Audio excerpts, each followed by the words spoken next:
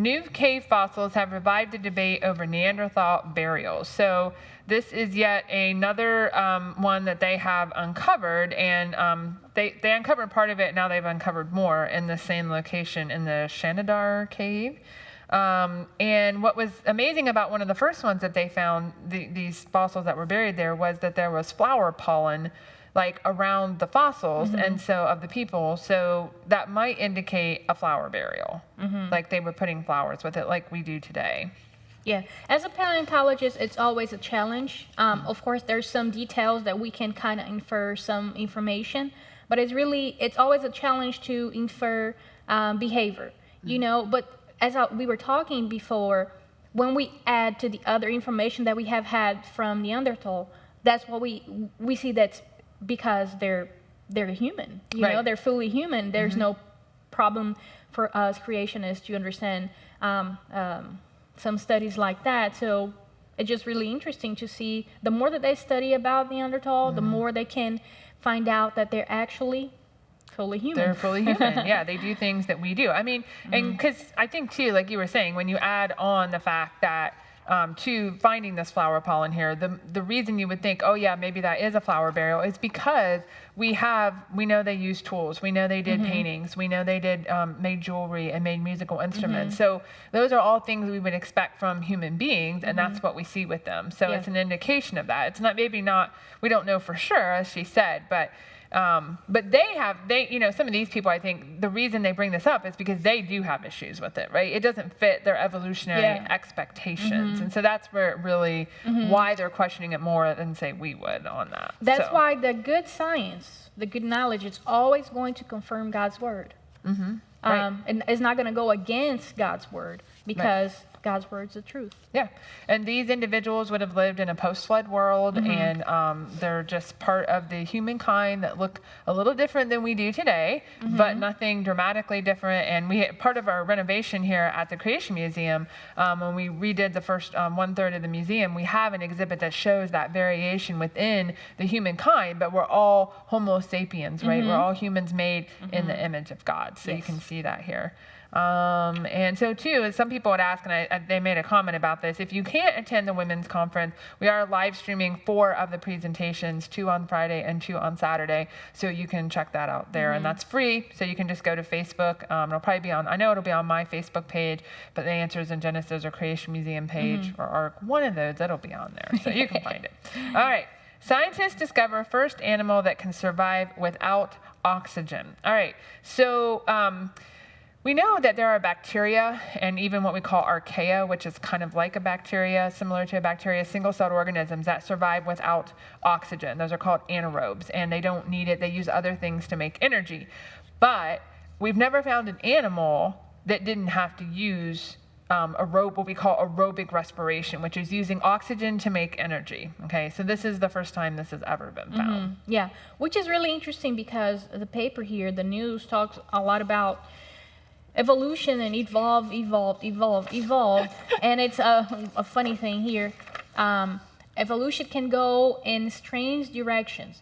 First of all, evolution doesn't walk or drive, okay? That's called the reification fallacy. You know, evolution is a concept. Right. It doesn't do anything. So it's very important for us to have that back in our mind, so we can see when they're trying to use words like that to make it be something that like it's a not. conscious thing when it's not. And the reason they're saying it's going in strange directions is because they would say, well, this is a parasite, by the way. It's a parasite in fish. And they would say, well, this little multicellular organism used to have mitochondria, which is where they take the oxygen and make it into energy. That's what we do. That's what every other animal that we know of at least does. But in this case, they don't have mitochondria. They don't have the DNA that would normally be in mitochondria. So they say, well, they lost that. Yes. Well, that's one possibility. They're parasites, so they live in the fish. So they're getting maybe they've adapted to getting the energy from the fish, and so they don't have to have sequences to be able to do that, or proteins to be able to do that. That doesn't mean evolution. It means that they lost information, actually. If that's the case, in a situation where they would need to have oxygen, they would get extinct. because they just lost information. So that's not showing anything getting better. It's actually getting worse. Right. You Yeah. know?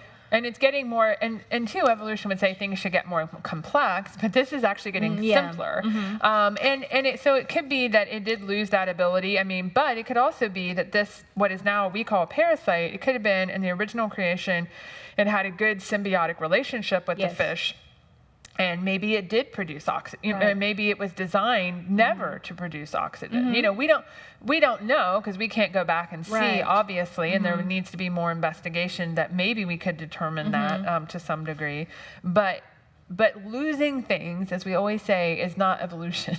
You're not progressing. No. You're getting worse. And even like one of the news talks about that one of the scientists says it's generally thought that during evolution organisms become more and more complex, and that simple single cell or few cell organisms are the ancestors of complex organisms. So he says, but here, right before us, is an animal whose evolutionary process is the opposite. So they're even saying that they're not going towards complexity, they're going backwards. You know, so I don't know how that helps you with evolution or evolutionary ideas or building your model or anything like that. Somebody said this little creature, this is a bunch of them right here, what you're seeing on the screen, that's a bunch of them there, but it said it looks like an alien. Well, I would say it looks like how people portray aliens, since we've never actually seen an alien. So it looks like an alien. It does, with the weird eyes there. Maybe they're the aliens. Efforts to protect unborn babies fail in the Senate. So I think a lot of people have probably been reading about this. And so this was the Pain-Capable Unborn Child Protection Act and the Born Alive Abortion Survivors Protection Act. Both were voted, they didn't pass the Senate, so they won't. In this case, it originated in the Senate, so it won't go to the House. And so the pain-capable bill, just so people know, would have banned abortions on babies 20 weeks or more because there is scientific evidence to show that child in the womb experiences pain. And then the other act obviously would have come from botched abortions where it wasn't successful in killing the baby and the baby is born alive. And what has been happening, sadly, is they just allow that baby to die rather than give it medical care. So these would have helped to protect those children under those circumstances. I don't know, when we read a paper like that and we imagine, we just picture in our mind those things happening. As we go further in the paper, one of them say that we probably lost our soul. Right?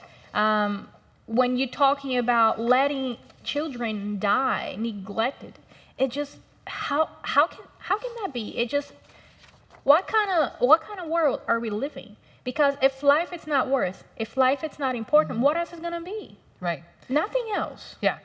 Well, and I think too, you bring up a good response about the value of life and the worth of life, because I think a lot of times in the abortion debate, people want to say, well, if we could just prove when life begins, if we could just do that, then people would understand and abortion would be outlawed. I'm like, no.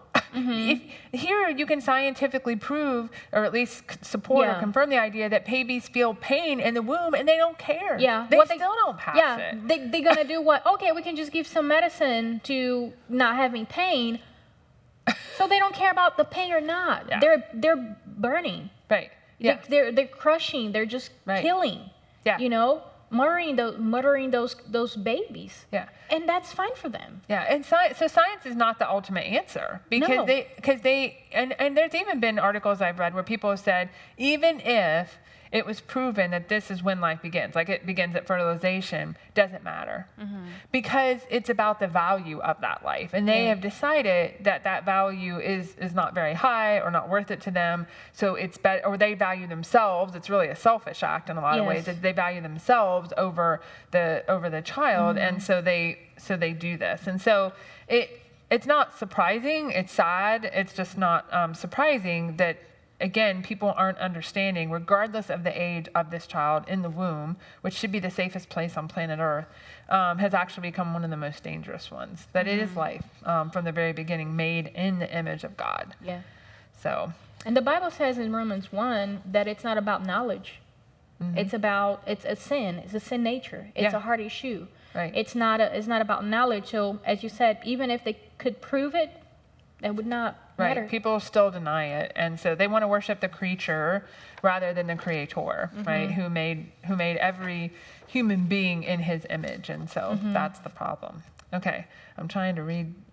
Somebody said, "How's Ken doing?" He's doing fine. He was at a homeschool conference just this past weekend out in Tennessee, actually. So, and yeah, okay.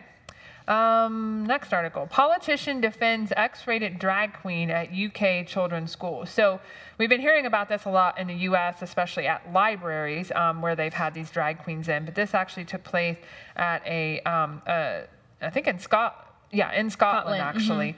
And a politician and the school's head teacher is defending this. And this drag queen was reading to 4 and 5-year-olds. Right? Not older children, very, very young children. And the name of the drag queen was Flo Job, and they found out that on his Facebook page, he's got sexually explicit images.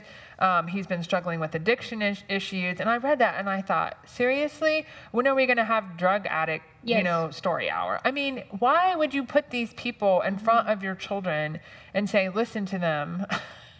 I don't understand. And even when here in the news they describe the pictures, it's just something that we cannot even read. Yeah, we can't even read on here. Okay, that's how bad it is. So it just insane. And and it says here, the parents that have problem with that, the politician says they're homophobic.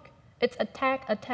You cannot go against it. If you don't agree, you're homophobic. You are bigotry. It's bigotry. It's all of that. You hate them. Like, if you don't agree, it's this whole idea of if you don't agree with someone, you must hate them. Yeah, you want to kill them. Yeah. And it's like, no, that's not what that means. It just goes against what we believe is right and wrong based on God's word, because we're coming at it, again, it's a worldview issue. We're coming at it from a biblical worldview, and so that's why we see it this way. They're not, which is why they see it the way they do, and that is the ultimate clash there. The point is, you cannot criticize them anymore. You can say good things, but you cannot say anything bad, or you're homophobic. Yeah. And what was really interesting, later in the article, one of the parents basically said, I'm happy my child is learning about LGBT, but it's overtaking the school now, something every week. So even the liberal parents are speaking out and saying, this is getting ridiculous. It's too much. It's just too much, yeah. you know.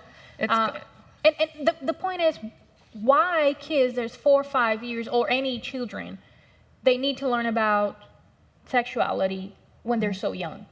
Well, true.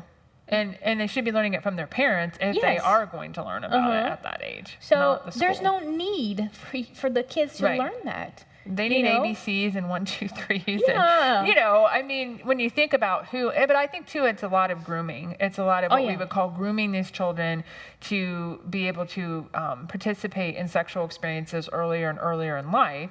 Like, again, why does a 4 to 5-year-old need to know about this? And it's confusing. I cannot fathom how confusing this must be to children. It's confusing for us. Yeah, but I mean, to children, they're just learning the differences between what is a boy and what is a girl.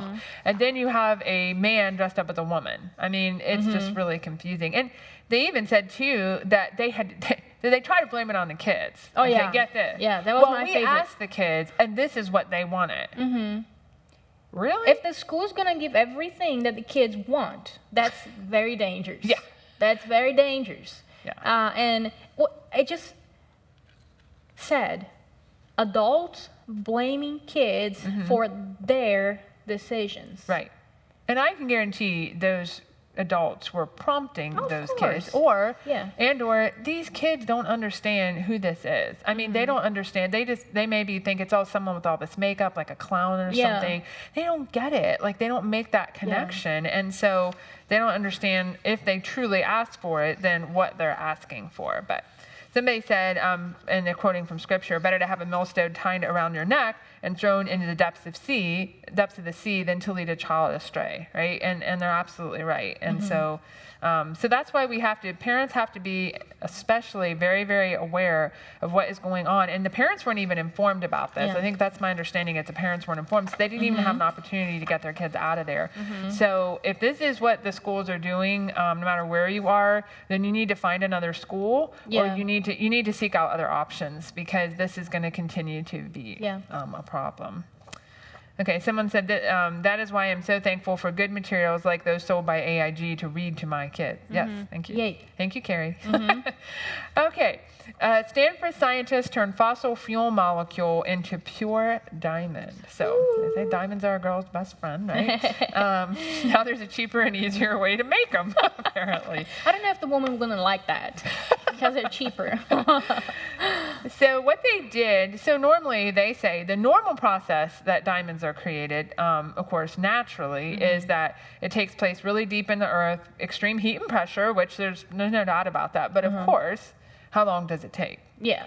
Millions of years, right? And then volcanoes bring them to the top, and that's what we find today. But we know there was a time when there was a lot of heat and a lot of pressure. Oh, yeah. And it happened in a very short period of time to create these diamonds, some of these diamonds at least, during Noah's flood, when there was massive volcanic eruptions and the earth was really changing. So now they've just found, if they take powders refined from petroleum, which is just fossil fuels, right, that you shine a laser on them, heat them with a laser, and boom, they become a diamond. Yeah, I want a diamond when I get home.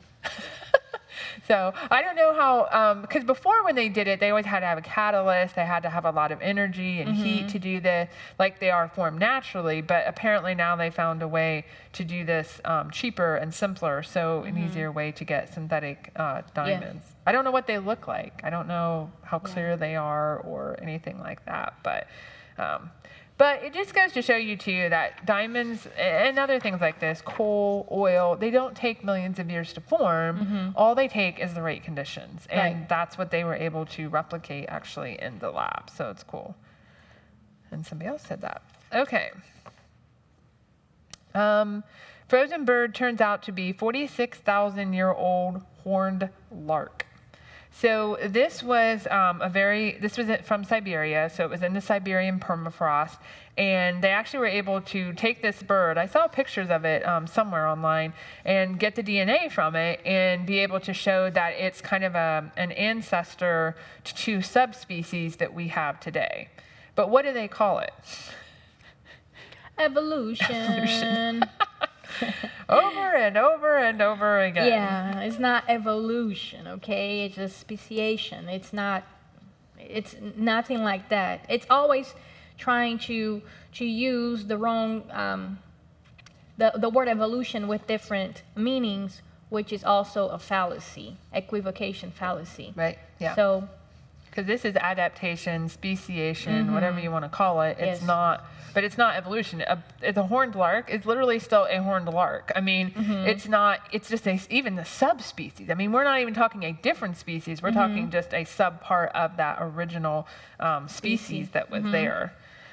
And so, and it might be, it's interesting that we can get DNA from these organisms. They know. You had asked me about, like, could it survive? I mean, they're saying 46,000 years. No, not even in permafrost. DNA is not going to make it that long. And it would be hard to think that permafrost was truly permanently frosted over 46,000 years, especially if it's anywhere near the surface. So I doubt that. I know it's not true because we know the biblical timeline would say the Ice Age occurred just about 4,000 years ago. But hopefully, if we can get this DNA and it's legit and we can study it, we can find out maybe what some of the changes were to animals during that time and how they adapted and how they were dealing with things during the Ice Age. It also shows that if they actually got the DNA, it was not 46,000. Right. At all. Right. I'm going to be speaking a little bit about climate change and fossil during the climate change pre-conference in the Easter time. So I'm very excited about that because the more that we study, the more we see the information is so confusing, and we need to clarify those things. Yeah. Yeah, and that's another conference we have coming up. So it's 2 weeks after the women's conference, around Easter, right around the Easter weekend. And we have the pre-conference this year, which is something we haven't done before. And so you'll want to be sure to check that out, because Gabriella told me before we started, her talk is beautiful. Yes. So, so I'm excited about that, and I'm sure it will be. Okay. Somebody said, y'all. Thank you, y'all. Y'all do a good job explaining this. Thank y'all so much. You're welcome, y'all. We like doing that. All right, new isotope analysis just changed the very Again. Again. The very timeline of how Earth was born. And we both put that on our papers when we were reading it. Change again. Yeah. So I think what people, and this is something, because I'm not a geologist by training, but something that amazed me when I got more into this was, we don't date the age of the Earth from rocks that are Earth rocks, right? We date it from meteorites that have supposedly fallen to Earth. That's just bizarre to me. Like, Well, it doesn't only happen there. It's also when we study the layers, we don't normally date the layers. We date the fossils in the layers. Right. So that's something that it's kind of the method that we use, which is very confusing. But that's because of the worldview. Right. The worldview that they have is just the animal or plant that were just there and fine and having a good time, and they just died, and they were slowly buried and everything, and that's why they can date that way, the layer, because they think that in the creation worldview, that's where they died, where they were buried. So because of the worldview, that's the difference. When we have the same data, but we have different interpretation because we have different worldview. That's why they have so different ideas and numbers and Right, and it keeps changing. So they basically say, well, we thought we knew how planets form, but we're not really 100% sure how they form. And then they go on to this whole explanation of how they're formed in a lot of detail, which I thought was kind of ironic, considering they just said they weren't 100% sure how they form. And so they're trying to figure out, so they basically say, slowly you got this swirling mass of matter, and eventually things you get a little bit, starts to come together, and then more, and then more and more, and eventually you have this planet. So they were looking at certain iron isotopes, and they said the core of the Earth we have significantly less iron 54.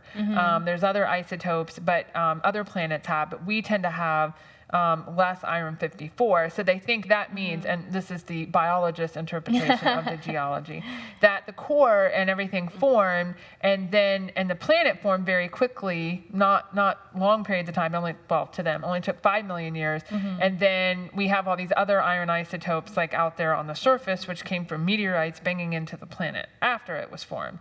And so the only way this could be, what they found, was if it formed quickly over 5 million years. Yeah, and other studies have also showed that the difference between when you compare the moon, the meteorites and Earth, everything, we have difference between oxygen and also nitrogen. So it's just showing that the Earth is unique. Yeah. They said that it looks like Earth formed a different way than other planets formed. Now, of course, they say, well, now we got to look at other planets and see if maybe they formed this way. But I picked up on that too, that it just shows again that Earth is unique, right? And so they're finding maybe things that because Earth is unique, because Earth is was created to be inhabited, that it is different from these other planets for reasons maybe we don't even understand yet, but there's a reason for that. So yeah, that was kind of cool. Okay, so that's the only, geology one I'll try. Well, we don't have people that have more knowledge than that on here. All right. Parents sue public school district for enabling kids to change gender without parental notice or consent. So this is in Madison, Wisconsin. So what gets me is I think a lot of times we think, stuff like this only occurs in like California, the West Coast, or the East Coast. No. It is happening at your local school. It is happening in the Midwest. And so this is, and what gets me, and kind of like we were talking about the other article, it's really taking away parental rights, right? That's really, it's let the school raise the kid, not the parents. And basically, this district is telling teachers that if kids want to be called by a different pronoun or a different name, that they should do that, but they should not tell the parents. And when they're in front of the parents with the child, they should refer to the child's given name and the child's given gender, basically, pronouns. Yeah, just it's an idea of deceiving and teaching kids to deceive too. Yeah. So what kind of word do you want? Yeah. Like where teachers are teaching kids to deceive their parents. Right. Yeah. That's mind-blowing in some ways, that they're lying to the parent. There's no trust then between the parents and the teacher and even the children. And it's always trying to put the kids against the parents, against the family. Yeah. Bringing chaos, bringing problems, and it's sad. It's really sad when you see things like that at school, where should be a place that you could learn good things. Right. But now you're learning bad things. Well, and you learn things that really, again, parents should be the one instructing their children on this, but the school and the government, and they want to take this over. And it does make me concerned, for Christians that are in the public school system, especially Christian teachers that are having to come up against that. Yeah. And they're basically their principals and all are asking them to be purposefully deceptive. And that, to me, it's I fear for those people, Christians in that context. We really need to pray for Christians that are in the public school system, because this is going to continue to be a challenge for them. I'm thankful for the light that they are there and how they're trying to help these kids, but these are the kinds of things that they're having to deal with. And again, and even here they talked about, well, the student could say, it's okay to let my parents know. So again, who's in charge? Yeah. The kids, right? Yeah. Not the parents. So. All right, so we got one last article, and we'll get to this, because I got this just right, so that's awesome. Woohoo. All right. Somebody says on here, congratulations to both you and the Ark Encounter, the Creation Museum and the Ark Encounter, for winning the top religious museum spots by USA Today. So we won the number 1 was Ark, and number 2 was the Creation Museum. So yeah, that's awesome. We're very happy and very proud of that. All right, so this kind of goes along well with the previous article. Ohio court orders Christian professor to use trans pronouns or lose his job.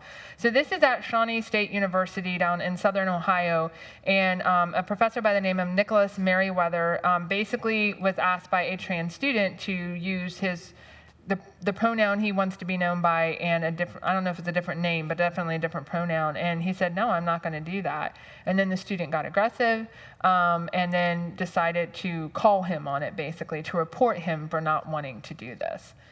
Yeah, which is interesting, because probably this person knew that the professor was Christian and that he was not going to, and then he went after. And we have seen this so many times.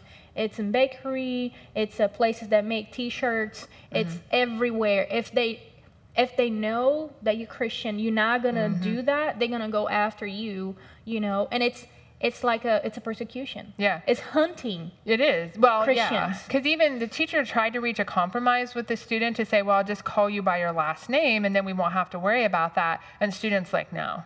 So to me, it's not about what they feel most comfortable with, right? It's just wanting to make a point with this, wanting to persecute this professor. So the professor, countersued basically, sued the school, not countersued, but sued the school for this, saying it was discriminatory, but he lost.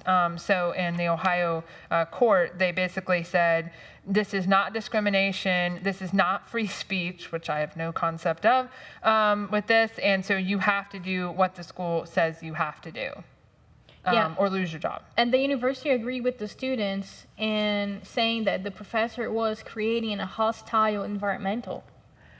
Yeah, and I'm like, come on, get a thick skin, The problem is, if you start like this, as you said, if you're not tough enough, like, you're gonna want the whole world to revolve around you, to serve you, to tell you, to call you the way that you want, to treat you the way that you want.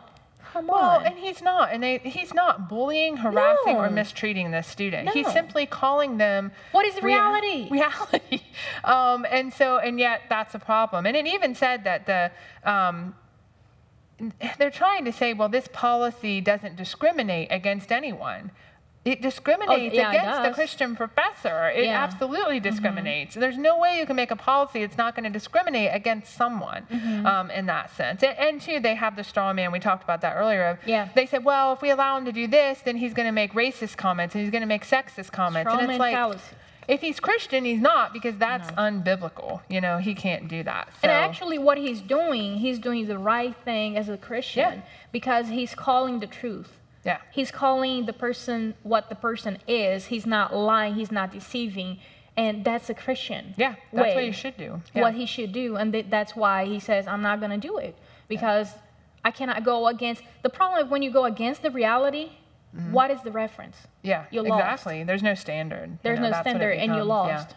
So we need to pray for these people that are in these situations. I'm glad that they're not just taking it, you know, sitting down. They're actually standing up for their rights, and that's good. We need to stand up for those rights, and we need to pray for those people and support them in any way that we can, because these are the things that are going on. So I'm happy to see, so to speak, that they're doing that. So we are finished for today, and so we'll have a brand new set of articles on Monday. We'll see you then.